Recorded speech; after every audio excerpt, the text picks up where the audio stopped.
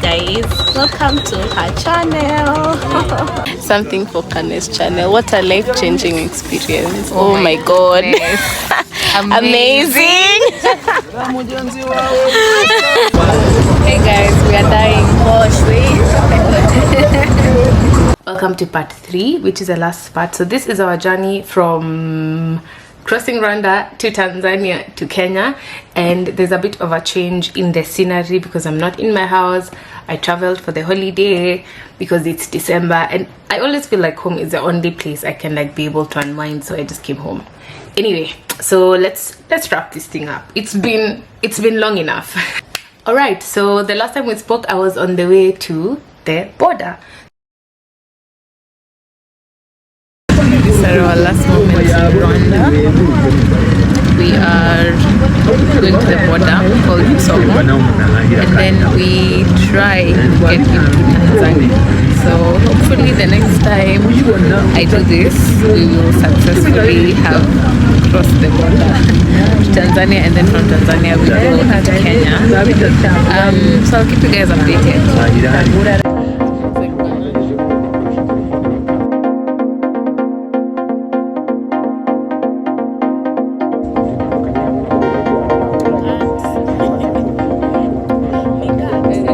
Into Tanzania was actually quite easy. We got there at around 2 p.m. around that time, and all we had to do was show our passports, and we got a COVID test. So we got a rapid test and it was free. They provided us with the test. All we did was just fill in a form, and then we got the test in 10 minutes. The test was done, our passports were stamped, and that was it. We were now in Tanzania. So when we got into Tanzania, so the plan was now to find a way through Tanzania and ask for the easiest, but the easiest border was the Sirare border. Initially, our plan was to go through the Namanga border, so we wanted to go all the way to Arusha. But at this point we were quite tired. We wanted the fastest way into Kenya, and they explained to us that Sirare was the fastest one to cross, because if we were to go through Arusha, even if we were in Arusha, it would have been closer to Nairobi, but getting to Arusha from that border would have taken quite a long time. So we settled on using the Sirare border, and from there we would get to, I think, Migori, Kisii, and then from there we go to Nairobi. We got a border guy from there, and they took us to the nearest town. The nearest town is called Benako. So at that border, it was very, very remote. Like, it's a very remote town. There is a bank at the immigration office, so you can get money there if you need to. So we got a border from there to Benako, the town that was closest, and we paid around 500 Kenya shillings, which I felt like it was a scam because it wasn't that far. But you know what? We were in a new country. At some point, you're like, you know what? I don't really have a choice. They're the only border people here, so it's fine. So we get to that town, and our plan was to get a car from Benako to Sirare straight.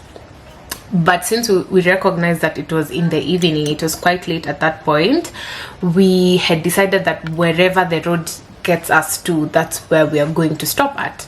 But now when we got to Benako, they told us that there were no cars going on that day. It was quite late. The only cars that move through that town are the cars that come from Burundi. So they come from Burundi, they pass through Benako, and then they pick people up and take them to the other main towns with the other Burundians. So we had to wait until the next day. They did give us the option of taking one car from there straight to Sirare, but the vibe that guy was giving us wasn't the best. So another tip, I don't know if I mentioned this, when you're traveling on a budget, trust your gut. If you feel like something is not sitting right with you, you would rather like be safe than be wrong and something happens to you. So we felt like this guy's vibe was not the best. Also, he was charging us 85,000 Tanzanian shillings each from Benako to Sirare, and the border guy who had brought us was like, it's not too expensive, it shouldn't be more than 60,000. So when he told us that, okay, 60,000 is about 3,000 Kenya shillings ish approximately. So when he told us 85,000, we were like, we are not sure. Plus, we are not sure whether the bus will get good seats, and we don't really want to commit from there to the border, and it's going to be a whole day's journey. So we decided to connect. We had to spend the night there. It was quite scary. That town is very remote. It's like a town for truck drivers where they have to stop before they cross over to Rwanda. So there are a lot of trucks. It's a very remote town. We were kind of scared, but we made it through the night. We slept, we got rooms, they were quite decent. Hey guys, so I've just showered, freshened up, and I want to get into bed. I might post on my Instagram or sleep, I don't know, I'm quite tired. But we made it into Tanzania. It actually wasn't that hard. They just gave us a test. Is this a whole insect on my bed? Go away. That's how you know you're in the bundus. So we're in a remote town in Tanzania. The place we got to sleep is quite decent. It's 12,000 Tanzanian shillings, which is basically 600 Kenya shillings, and I think it's quite decent. Let me show you guys quickly. It's not like 5-star, but it's a place to lay your head. Bed, of course, they have sheets and a blanket, and then there's this thingy. Have the door, and then we have a bathroom that has a toilet inside. Yeah, there's a charging socket over there and a mirror here for me. So right now it's about 9 p.m. and we are leaving at 5 a.m. so it's just a place to like lay your head and sleep. We've eaten outside. We had really great chicken and goat and beans and rice and matoke. And I think I'm gonna call it a night. I really hope we make it into Kenya tomorrow, even if it means traveling through tomorrow during the day and night, because at this point I'm quite homesick. Like, this has been a lot of fun, this has been such an adventure, but I just want to sleep in my bed, that's all, and use my shower and my kitchen and like drink semba, because it's just drink semba in Kenya. So we'll talk tomorrow.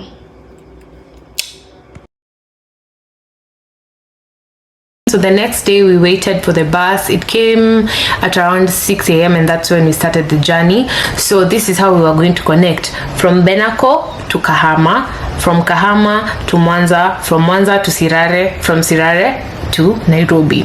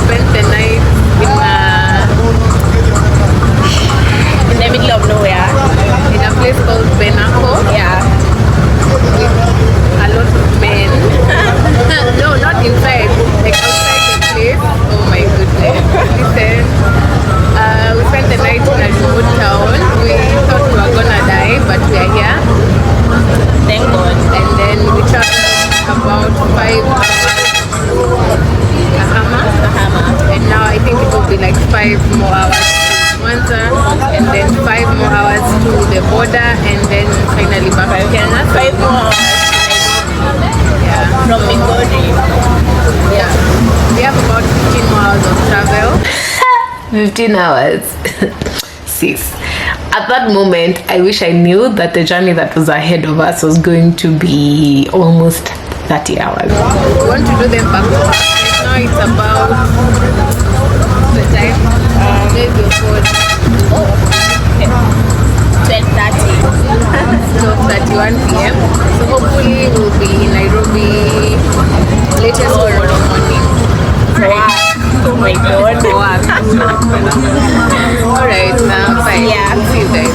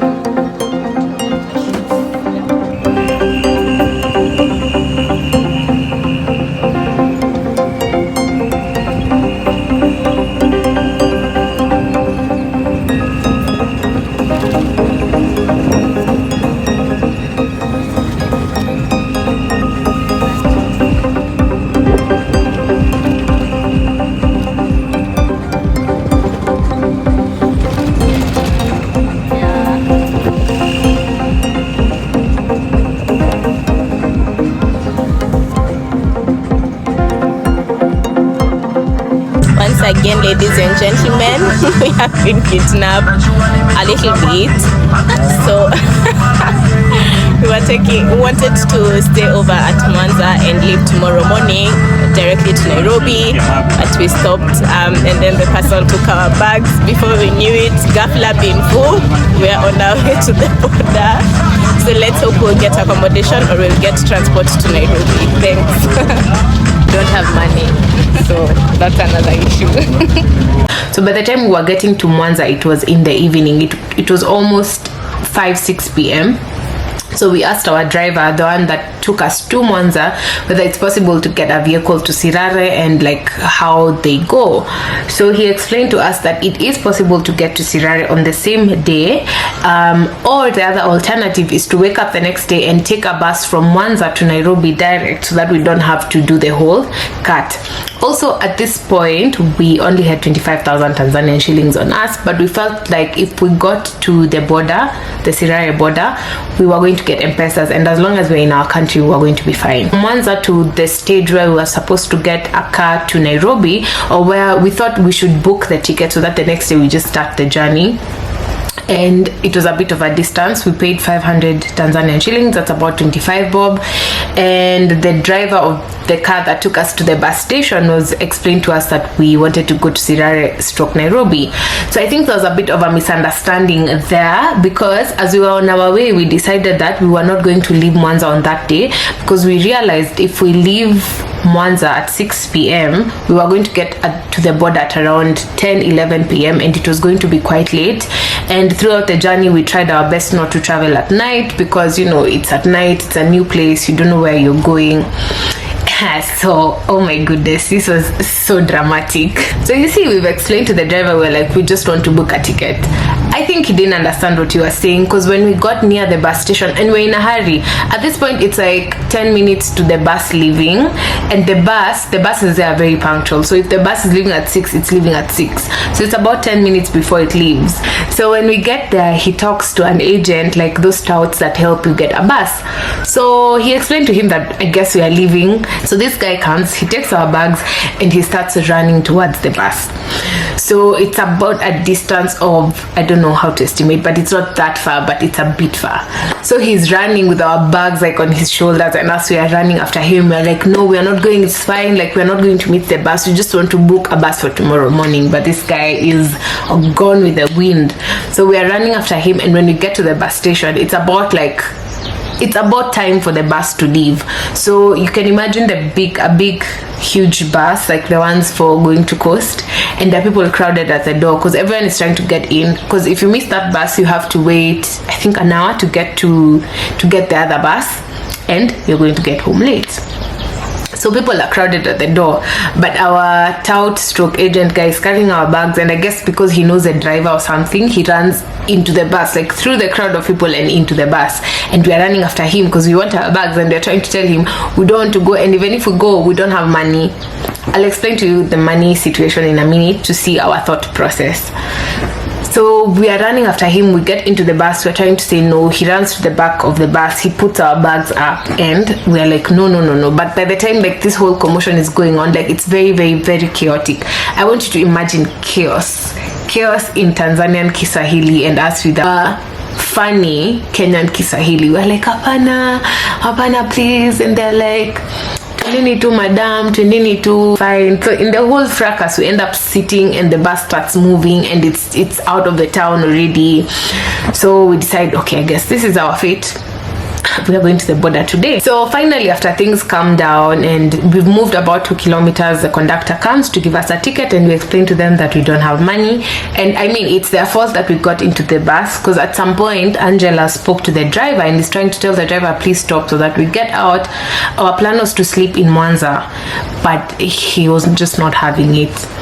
So we explained to the conductor, and we're like, we don't have any money on us, but we have money on our M-Pesa. So here was the thought process about the money. We only had 25,000 Tanzanian shillings on us, and the ride was going to be 12,000 each. So that's 24,000. We figured if we give them all our money and we get to the border at almost midnight, we'll be stranded. Either we won't have like a place to sleep because we don't have money to pay for it, or because we've paid them, they wouldn't really care whether we have crossed the border or not. But if we have their money and they have to help us cross to the Kenyan border to get an M-Pesa, at least we'll be in our country and we will have M-Pesa and we will be in our country. Like, as long as we are in our country, even at midnight, it will be better than being in a new country with no money and no way to communicate to anyone. So they agree and they're like, fine, when we get there, we're going to help you guys find an M-Pesa. Before we proceed with this story and I tell you guys about how we crossed over now to Kenya, remember the guy who wanted to charge us 85,000 per person? So 170 Tanzanian shillings, that would be about 8,500 Kenyan shillings for both of us to get to Sirare from Benako.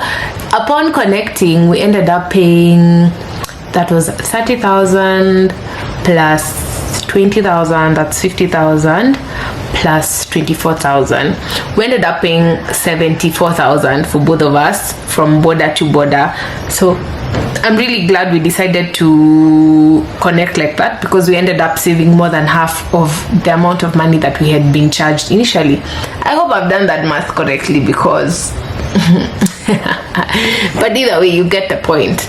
Anyway, so we get there at almost midnight at the border, and we had talked to a few people we had sat with, and they were like, yeah, the border is 24/7 because there is no curfew in Kenya. So once the bus stopped, we talked to the driver and we asked the driver to give us like one of his people or himself to help us cross the border, and when we get to the other side of the border, we were going to withdraw. Getting back into Kenya was absolutely seamless. We informed them that we had gotten a test in Tanzania and it was negative, and we paid everyone that needed to be paid. We booked our tickets and then we went to spend time at the immigration office. We charged our phones, we freshened up a bit as we waited for the bus to leave. Almost midnight. Now we are waiting for the bus that leaves to Nairobi at 3:30 a.m. It was actually kind of seamless getting back into Kenya, of course, because it's home, but we had a bit of a worry about the security, but we got help from the border person from Tanzania who helped us come, cross through and get a ticket to Nairobi. So as you can see, we are tired.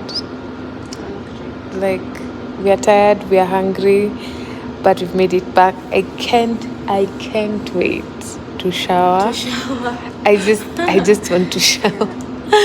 I just want to shower for 3 hours and then I get back into it, maybe rest a bit and then get back and try make this video for you guys on time. So to wrap things up, our journey through TZ, since at this point, as I mentioned, we were quite tired, was short. I hope to spend more time there in the future, hopefully. But for transport, we spent about, I would say, around 40,000 per person.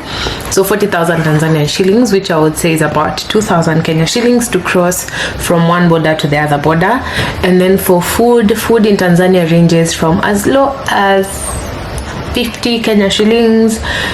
We didn't really get any restaurant experience, but food ranges between 100 shillings, like even at 50 shillings you can be able to eat in Tanzania. For accommodation, it's also cheaper than Kenya, because I'm considering that place we spent the night was about 600 Kenya shillings and it was quite decent. So if you want like a better place, you would budget around 1,000 to 2,000 Kenya shillings to be able to get some really good accommodation. So with that said, I really hope these 3 videos are very insightful if you're doing such a trip. I've also tried to share some tips and tricks here and there for anyone who's traveling like that on a budget on road. I do hope to do this again to another place in the future. And if you did enjoy this video, please don't forget to like, to subscribe, and to share it to someone who might use it in future. And I wish you guys the happiest of holidays. Bye.